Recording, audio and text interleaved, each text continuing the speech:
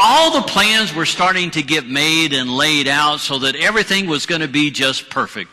And I think I could kind of understand that. I've gone through 2 of my daughter's weddings, and I know that the father and the groom has to get just the right things right and make sure that everything's just like it's supposed to be. And in their day, maybe the only thing that Joseph had to think about was paying for it. And that's probably the way it was when our girls got married too. All I had to do was sit back and let Carolyn do her thing and sign the checks. Make sure everything was just fine, just great. It worked out that way. And it was good that that was able to do that way. And maybe just imagine in your mind that the same thing is happening to Joseph. He's engaged to this beautiful young woman, Mary.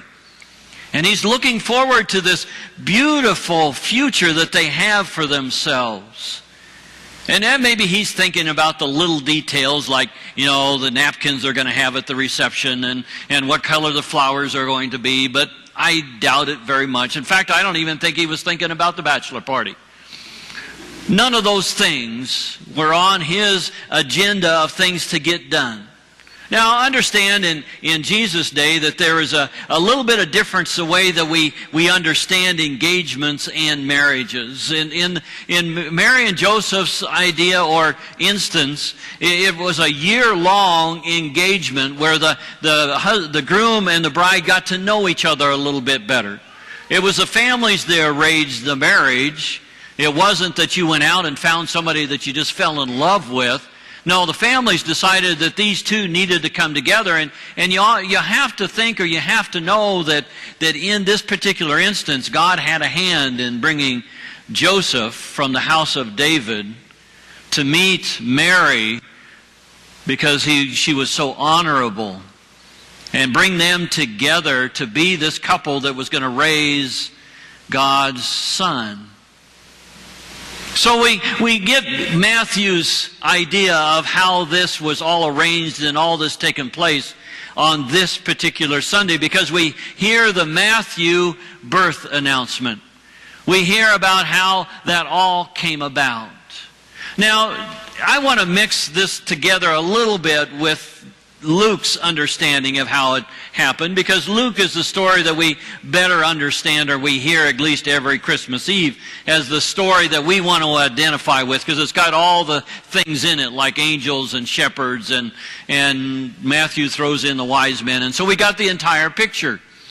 So this morning I want you to think a little bit about Mary's idea behind this. Mary is being visited by the angel, and she's being told that she's going to bear God's Son. And so she takes that upon herself that she would do that. And she resigns herself to do that, to be the mother of Jesus, to be the mother of the Son of God. But according to Luke's scripture, almost immediately, Mary leaves and goes to visit her cousin Elizabeth and help her through her pregnancy, which happens to be John the Baptist, and Jesus and John meet up again when Jesus starts his ministry. But she leaves for 3 months. Now, Joseph is kind of left behind then to work out the details of the remaining engagement and then this marriage. There's no real big wedding party or wedding that there's going to be. Just at the end of the year, then they become husband and wife. But in the process, families are still trying to get to know each other a little bit. So Joseph, he's doing his thing, and Mary goes off and does her thing for 3 months. And then Mary comes back, and Mary has an announcement. Joseph, my dearest, I'm pregnant. Now, think about that a minute. They hadn't even been together, not let alone as a husband and wife. But then they hadn't even been in the same town for 3 months. How could this be? Mary must have had an affair while she was gone. That's the only thing that Joseph can really think about. That's got to be the thing that's going through his mind, is that how could this possibly be? But it isn't something that he wants to talk to Mary about. It's one of those questions, guys, you just don't want to know. And he was in the same position. He wanted to know, but yet he didn't want to know. So Joseph makes a decision, and it's an important decision for us to understand, because the penalty for adultery, which is what Mary is saying happened to her, is stoning. In other words, the way that it was done in those days was if you were caught in adultery, if you were caught either as an engaged person or as a married person with another man, you could be taken to the outskirts of town and stoned to death. Now, Joseph could have announced that to everybody and he would have been rid of the problem. But Joseph had a different kind of, he was just a different kind of man. God had chosen him well. Joseph decides that maybe instead of doing that, he'll just divorce her quietly so that they can both go on with their lives. She can go back and hide at her parents' house and have the baby and carry on with her life, and he can go look for a more respectable wife. That's what Joseph is thinking. That the solution to this problem is just to get rid of the problem. Situation that maybe a lot of people in our world today find themselves. How do we solve this? In a dream. Joseph lays down to take a little nap. I don't know if it's in the afternoon. Maybe he got a little bit tired, or maybe it was that evening. After he had made this important decision to divorce Mary so that they could both carry on with their lives, Joseph is visited by a heavenly being in a dream. And the heavenly being tells Joseph, "Don't be afraid to take Mary as your wife, for the child she is carrying is very, very important. In fact, is God's son." Now, I don't know about you, but if I was visited by an angel in a dream, it'd scare the jabibis out of me. I'd be scared to death. But in this particular dream, Joseph sees a vision that is beyond maybe what his original idea was. Don't be afraid, Joseph. It's going to be okay. Just do the right thing.